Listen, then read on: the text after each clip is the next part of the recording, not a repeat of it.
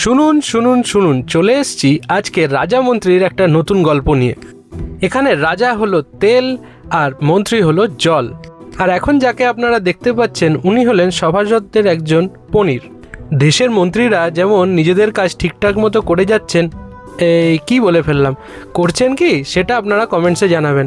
এই গল্পে কিন্তু মন্ত্রী নিজের কাজ একদম ঠিকঠাক মতোই করেছে। এই গল্পে ক্যাপসিকাম, টমেটো আর পেঁয়াজ হলো দেশের নাগরিক। বর্তমান দেশের নাগরিকের অবস্থাও কিছুটা এরকমই। মন্ত্রীর আগমন হয়ে গেছে। ভোটের সময় মন্ত্রীদের সভায় যেমন হাজার হাজার লোকের সমাগম হয়, সেরকমই ক্যাপসিকাম, টমেটো, পেঁয়াজের পেস্টটা জলে দিয়ে ভালো করে কষিয়ে তার ওপর আগে থেকে করে রাখা আদা, লঙ্কা, রসুনের পেস্ট দিয়ে ভালো করে কষিয়ে নিতে হবে।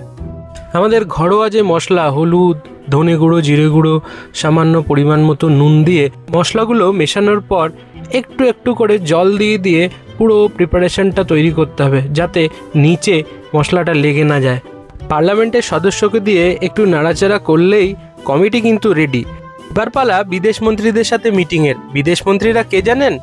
নান, লুচি, পরোটা, বাটার তন্দুরি রুটি, এদের সাথে মিটিং করার পর যখন দুটো মিলে মিশে একসাথে মুখে ঢুকবে, তার স্বাদ কিন্তু দারুণই হবে।